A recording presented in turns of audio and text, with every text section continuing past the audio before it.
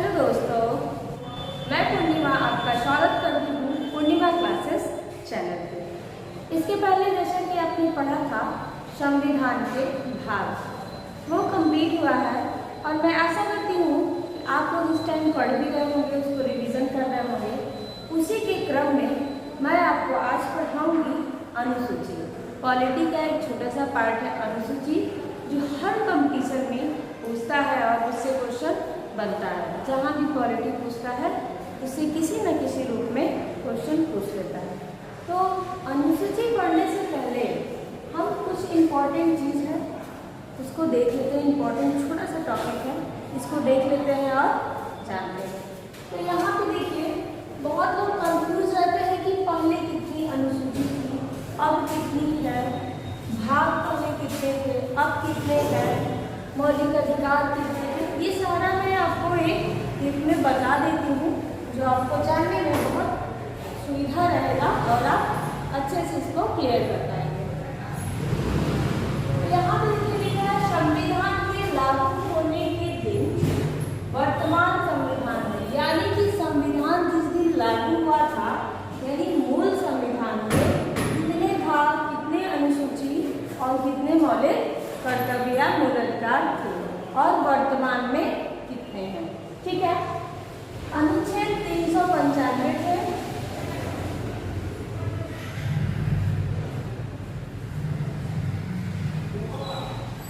और वर्तमान में भी अनुच्छेद 395 है।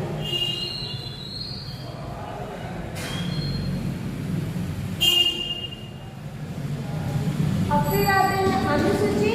तो अनुसूची जो मूल संविधान में थी वो 8 थी,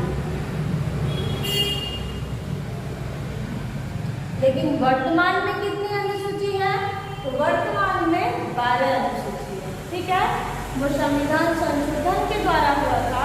जब अभी हम अनुसूची पढ़ाएंगे तो आपको बताएंगे कि कौन कौन सा संविधान संशोधन हुआ था और कितनी अनुसूचियां जोड़ी गई। इस समय अनुसूची वर्तमान में 12 है, यानी 4 अनुसूचियों को जोड़ा गया था और संशोधन के द्वारा। ठीक है, अब फिर भाग आता है। भाग हमने आपको बताया था कि 22 था पहले भी और आज भी भाग 22 ही है। जो हुआ 22 भाग और आज भी हमारे 22 भाग हैं। फिर मौलिक अधिकार आता है।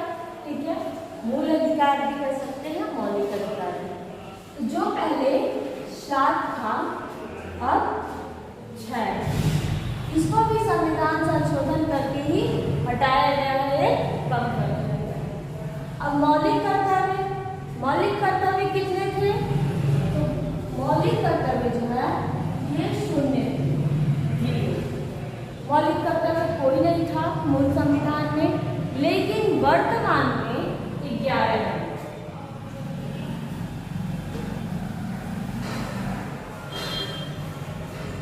ठीक है दोस्तों, ये पूरा आपको क्लियर हो गया कि कितने अनुसूची हैं, कितने अनुच्छेद हैं, कितनी अनुसूचियां हैं, कितने भाग हैं, कितने मौलिक अधिकार हैं और कितने मौलिक कर्तव्य हैं।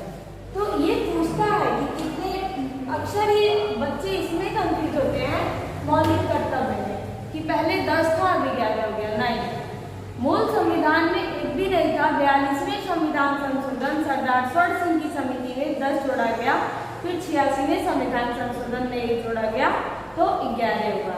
ठीक है, तो ये चीजें हमने जान लिया। इसको आप यहाँ पे स्क्रीनशॉट ले सकते हैं या फिर आप कॉपी में लिख सकते हैं। तो चलिए अब हम अपने टॉपिक की तरफ चलते हैं, अनुसूची को पढ़ते हैं।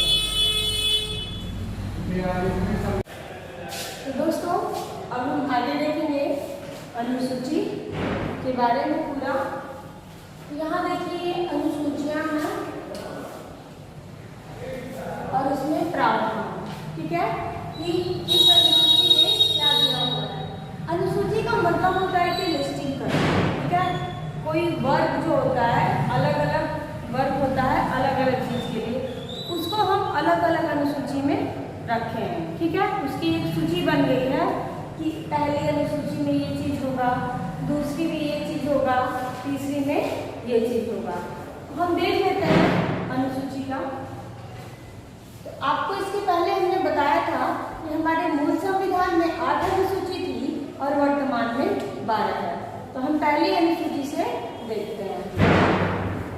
यहाँ जो पहली अनुसूची है इसमें क्या है, तो पहली अनुसूची ले लीजिए, पहला भाग ले लीजिए, पहला अनुच्छेद लीजिए। तीनों में कॉमन है कि भारत 28 राज्यों और 8 केंद्र शासित प्रदेशों से मिलकर बना एक संघ। इसकी संख्या कभी घटती है कभी बढ़ती है। कल ये 9 था, 8 हो गया, 29 था, 28 हो गया। तो इसमें जैसे जैसे ये समझिए करेंट की चीजें हैं, ये आपको अपडेट होना पड़ेगा। लेकिन वर्तमान में 28 राज्य है और 8 केंद्र शासित प्रदेश है, वो एक बना एक संघ है। ठीक है, ये पहली अनुसूची में इसका वर्णन है। ठीक, अब आते हैं हम सेकंड दूसरी अनुसूची में। इसमें है सभी संवैधानिक पदों के वेतन और भत्ते। तो सभी संवैधानिक पदों के वेतन और भत्ते, संवैधानिक पद का मतलब प्रधानमंत्री, राष्ट्रपति, लोकसभा के सदस्य जो भी है, इन लोग के जो वेतन और भत्ते होते हैं वो सेकंड अनुसूची में दिया हुआ है कि कहाँ से किसका कितना वेतन होगा, किसका कितना सुविधाएं दी जाएंगी, ये सारी चीजों का वर्णन किया गया है। फिर आता है हमारा तीसरा अनुसूची। तीसरी अनुसूची में है सभी संवैधानिक पदों की शपथ ग्रहण। ठीक, तीसरा में शपथ दिया हुआ है और दूसरा में है वेतन।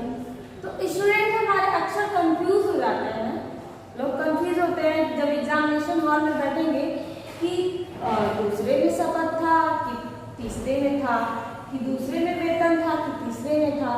तो एक मैं ट्रिक बता देती हूँ, उससे आप बहुत आसानी से याद कर सकते हैं। पहले वेतन आएगा तब शपथ। अगर आप कहीं जॉब करने जाएंगे तो पहले आप उसकी सैलरी पता करेंगे कि सैलरी कितनी है।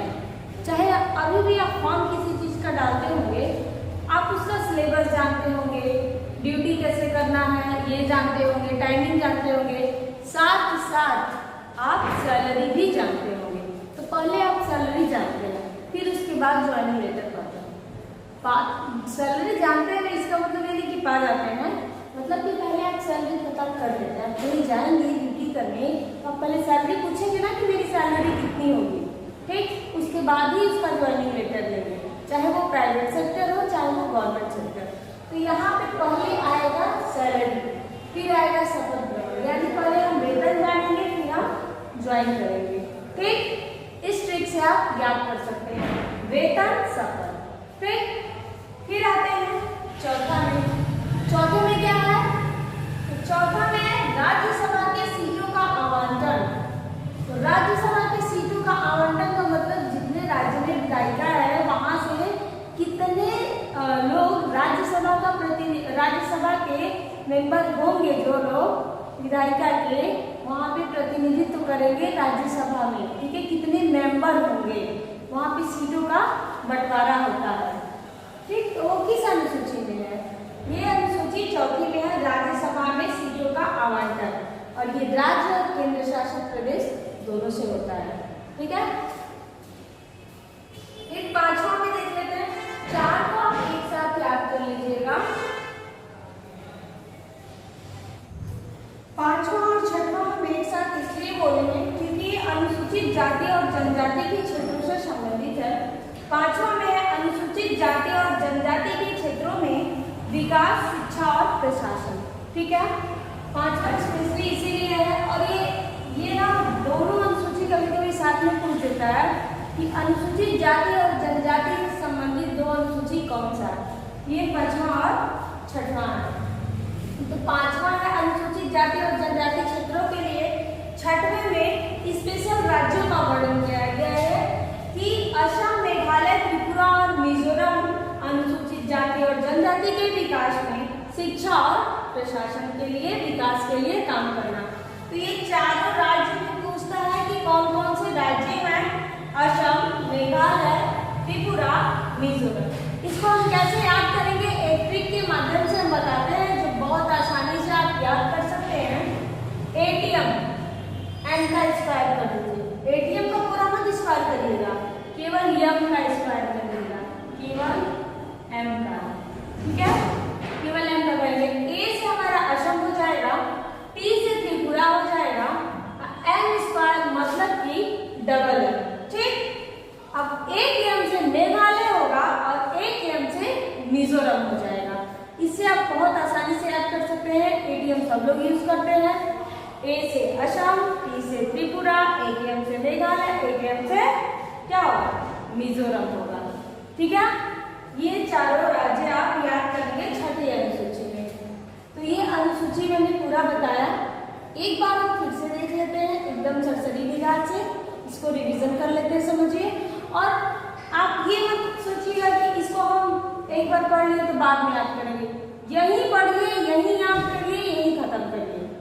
वो दिन मत रखिए कि हम आज पढ़े हैं तो परसों याद करेंगे, ऐसे कभी नहीं होता है, ठीक है। वो आप भूल जाएंगे, वो आप डिले कर देंगे, छूट जाएगा। क्योंकि हम ऐसा नहीं है कि एक बार अनुसूची पढ़ा दी तो पढ़ाएंगे, फिर पढ़ाएंगे, फिर रिविजन कराएंगे। क्योंकि पढ़ाई ऐसी चीज होती है ना जो पूरा डिपेंडेंट अभ्यास पे होता है। अगर आप कितना भी एक्सपर्ट हो किसी सब्जेक्ट में, आप एक महीने छोड़ के देखिए, वो चीज धीरे धीरे धीरे धीरे बोलना चालू हो जाता है। आज हम एक बार नहीं कई बार इसको पढ़ाएंगे, रिवीजन कराएंगे, इसीलिए तुरंत पढ़िए, तुरंत पूरा वहीं पे खत्म कर दीजिए। फिर वो टाइम आएगा, फिर रिवीजन कराएंगे और आप लोग एक बार फिर से देख लीजिए। अनुसूची एक, इसमें भारत 28 राज्यों और 8 केंद्र शासित प्रदेशों से मिलकर बनाए संघ है। अनुसूची दो में क्या है, अनुसूची दो में हमने बताया है कि पहले क्या आएगा, पहले हम अपनी सैलरी जानेंगे, फिर हम क्या करेंगे, शपथ ग्रहण करेंगे। तो दूसरे में क्या होगा, वेतन। तीसरे में क्या होगा, शपथ। चौथा क्या हो जाएगा, अब जब वेतन जान गए, शपथ जान गए, अपनी सीट भी तो जानेंगे कि हमको किस सीट पे बैठना है। तो उस सीट से हम दिमाग माइंड मेकअप कर लेंगे कि राज्यसभा की सीटों का बंटवारा। फिर पांचवी छठी हम बोले थे एक साथ याद करिएगा, अनुसूचित जाति और जनजाति से संबंधित है। तो पांचवी अनुसूचित जाति और जनजाति से संबंधित है। छठी अनुसूची में क्या है, 4 राज्य के लिए स्पेशल है। और वो 4 राज्य हम कैसे याद करेंगे, इसको हम एटीएम का स्क्वायर कर देंगे। एटीएम कंप्लीट है, केवल एम का स्क्वायर करेंगे। ए से असम, टी से त्रिपुरा, एम का स्क्वायर जो करेंगे, एक है मेघालय और एक है मिजोरम, ठीक है। एम स्क्वायर का मतलब होता है कि डबल एम, तो एक एम का मतलब मेघालय हो जाएगा, एक एम का मतलब मिजोरम हो जाएगा। तो फ्रेंड्स, ये रहा अनुसूची, ये पार्ट 1 है। वीडियो ज्यादा लंबा ना हो, आप लोग बोर ना हो। सेकेंड पार्ट में मैं 12 अनुसूची कंप्लीट कर दूंगी। तो दोस्तों, आपको ये क्लास कैसा लगा कमेंट बॉक्स में बताइएगा। हमारे चैनल पर नए होंगे तो सब्सक्राइब जरूर करिएगा, क्योंकि आपको मैं पढ़ाती हूँ, आपको याद होता है, कॉन्फिडेंस बढ़ता है और हमें भी अच्छा लगता है कि आप लोग कमेंट बॉक्स में कमेंट करते हैं, हमारे वीडियो को देखते हैं, बहुत अच्छा लगता है, सब्सक्राइब करते हैं, तो मेरा भी मोटिवेशन बढ़ता है। तो नए होंगे तो सब्सक्राइब जरूर करिएगा, पुराने होंगे तो शेयर जरूर करिएगा। धन्यवाद।